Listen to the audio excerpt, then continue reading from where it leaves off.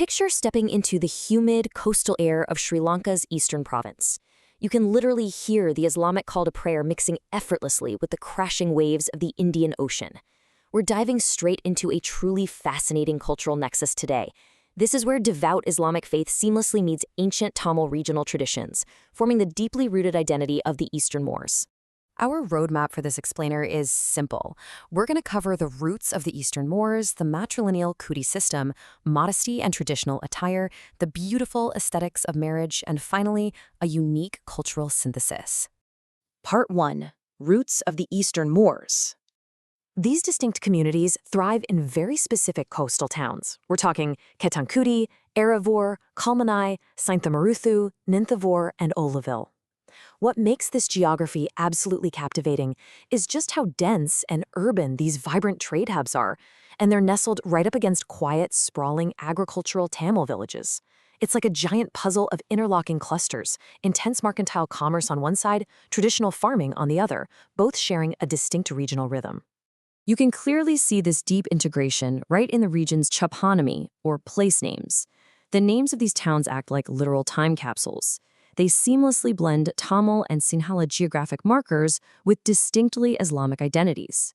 Now, I don't know the exact historical dates these names were first coined, but they absolutely stand as living proof of centuries of structural cultural synthesis. To really grasp the sheer economic influence here, just look at this local proverb. Where there's no crow, there's no village. Whereas no Kadankudi person, there is no place. That's intense, right? It speaks to a community of relentless traders and travelers. Their socioeconomic reach spans the entire region, completely cementing their indispensable role in the local ecosystem. Part 2. The matrilineal Kuti clan system. Okay, imagine your entire social identity, your rightful inheritance, and even who you're permitted to marry being dictated entirely by your mother's bloodline. In an Islamic world that is traditionally patriarchal, the Eastern Moors actually maintain a strict matrilineal clan system called the Kurdi. This system completely governs kinship networks and property rights. The mother's lineage is the undisputed center of the whole family structure. The names of these Kudis are essentially maps of ancient global trade routes. Take a look at these. Kosko Daku Kuti traces back to the island's south. Java Kuti connects to Southeast Asian seafarers from Java, and Malaya Latulebi Kuti points straight to powerful Indian merchant guilds crossing over from Kerala. It's a living, breathing record of early globalization, permanently etched into family names. The foundational legend here paints an epic picture. Arab does arrived on these eastern coasts, and those foreign traders formed strategic military alliances with local Mukuvar chieftains. In return for backing them in battle, the Arabs received massive land grants. They established their early bloodlines through intermarriage, firmly anchoring their Islamic roots right there in eastern soil. Part 3. Modesty and traditional attire. For this community, every single piece of clothing worn outside the home is governed by awrath, the strict Islamic mandate for bodily modesty. Think about the profound dedication it takes to maintain rigorous covering in the blistering, humid climate of the tropical coast. It elevates everyday clothing from just fabric into a highly visible physical commitment to religious piety. For men, historical everyday wear was purposefully designed to beat that intense tropical heat. We're talking a breezy handloom sarong, a simple sleeveless shirt, and a traditional cap or turban. But today, you'll often see a striking contrast with the integration of structured Western coats and trousers.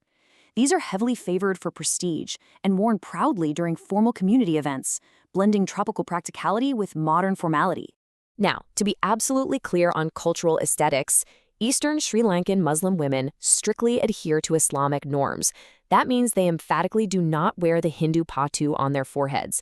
Their visual identity is entirely distinct, culturally uncompromised, and strictly aligned with Islamic principles, even though they share language and a geographic landscape with their Hindu neighbors. It's also fascinating to see how women's attire adapts dynamically over time.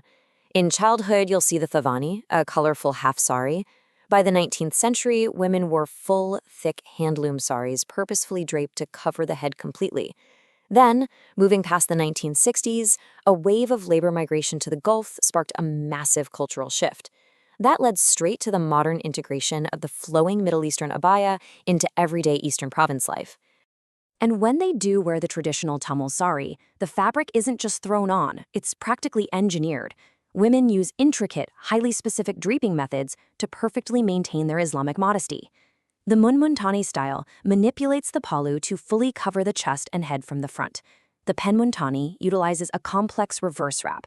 It's a brilliant adaptation of a regional garment to serve a strict religious requirement. Part 4. The aesthetics of marriage. Think about how marriage housing usually works in your own culture. Here, it is entirely matrilocal, which might be a total mind-bender for a lot of viewers.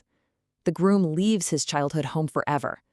Families in the Eastern Province will literally construct a brand new house specifically for their daughter. On her wedding day, she claims it as her own permanent, undisputed property. The household preparations for these weddings engage absolutely every sense. You can see the gleaming bright white limestone freshly painted onto the walls. You can smell the scent of green woven palm leaves erected to form the kalyanaveli, or wedding fences. And you can physically hear the crunch of pure white sea sand meticulously laid out across the courtyard to welcome arriving guests. When the groom finally makes his highly visible, heavily anticipated arrival at this new home, he becomes the absolute center of attention. Culturally, that makes him spiritually vulnerable to the jealousy of onlookers. This is exactly where the Arathi ritual comes into play. Women step forward using bright yellow turmeric water, lime, and milk to actively ward off the evil eye, protecting him as he crosses the threshold into his new life. The exchanges that follow aren't just casual gifts.